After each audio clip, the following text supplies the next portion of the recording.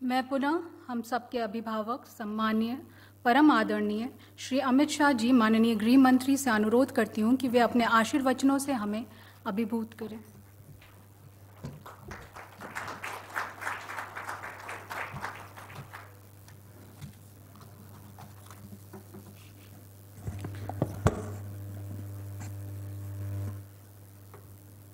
आज के छोटे मगर देश के अर्थतंत्र के लिए बहुत महत्वपूर्ण कार्यक्रम में उपस्थित श्रीमान प्रहलाद जोशी जी,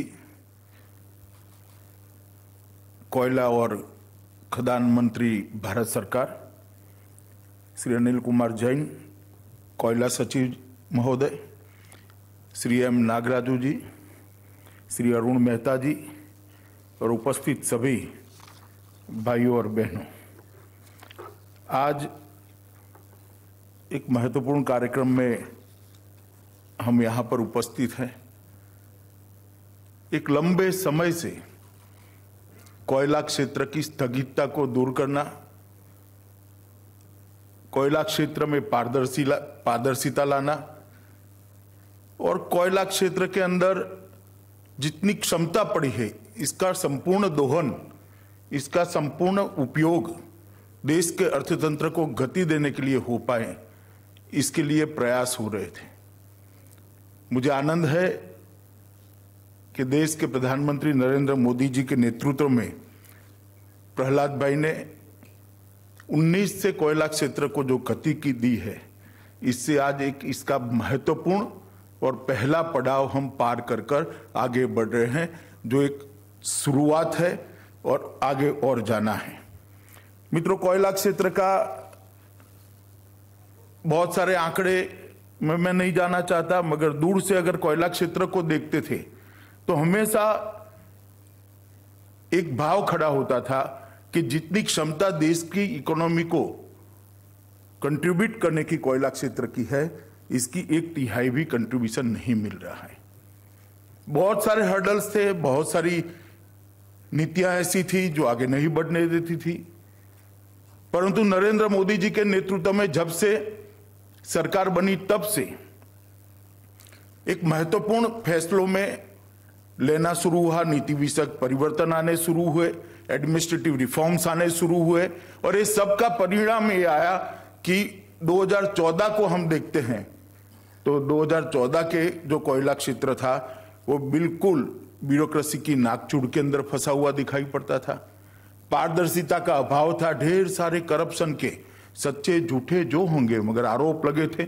सुप्रीम कोर्ट इसका संज्ञान लेती थी, कहीं पर भी सरलता और सहजता नहीं दिखाई पड़ती। इतना कॉम्प्लेक्स बना दिया गया था कि किसी के लिए भी काम करने की बहुत बड़ी दिक्कत होती थी और समानता और इक्वलिटी का भी अभाव था।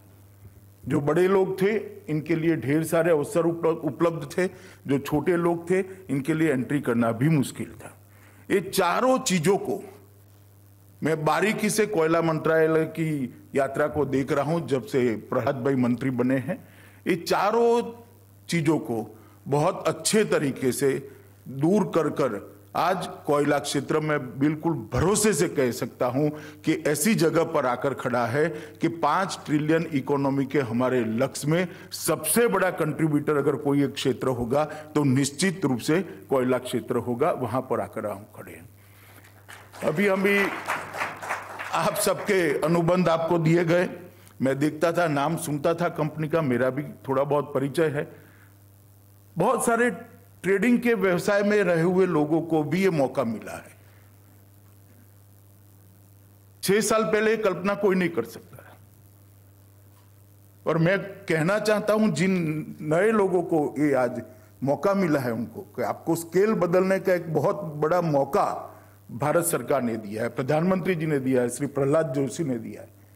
आपके जीवन में स्केल बदलने का मौका मिला है, वही बताता है कि यहां पर इक्वालिटी का भाव है, यहां पर पारदर्शिता है। वरना पारदर्शिता न होती तो आपकी एंट्री ही शायद बहुत दिक्कत वाली होगी। मित्रों, ये महत्वपूर्ण क्षेत्र के अंदर आज जो 2 चीजें होने जा रही है, एक तो पहले जो सफल बिल्डर थे उनको उनके अधिकार पत्र दिए गए हैं और सिंगल विंडो सिस्टम की भी आज शुरुआत हो रही है।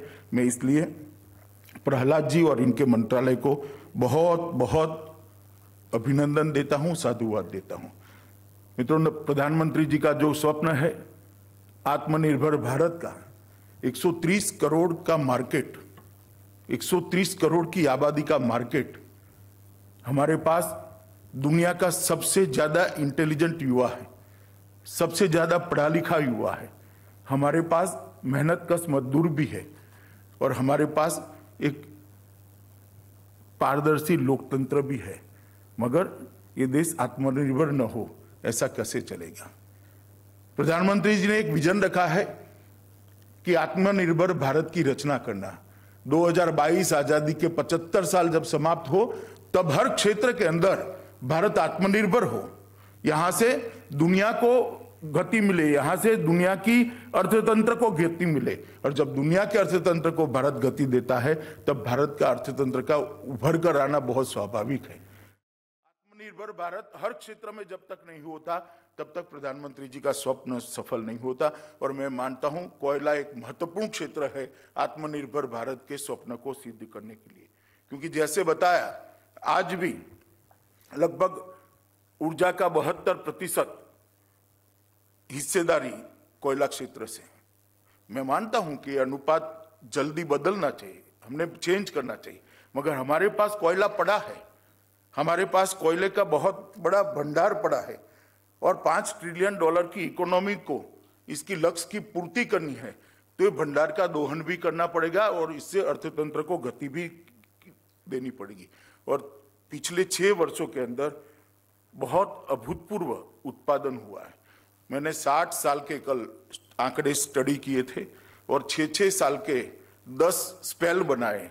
मुझे कहते हुए गर्व होता है कि उत्पादन की वृद्धि सबसे ज्यादा आजादी के बाद यही 6 साल के अंदर हुई है, जो 6 साल मोदी जी के नेतृत्व में है। विश्व का चौथा सबसे बड़ा भंडार हमारे पास है और हमारे पास मांग भी बहुत है। फिर भी एक और तो भंडार उपलब्ध है, दूसरी ओर कंजम्पशन की क्षमता भी है, परंतु कोयला आयात भी किया जा रहा है। मैं मानता हूं अड़ी सोमवार से शुक्रवार शाम 6 बजे सिर्फ TV9 भारतवर्ष पर।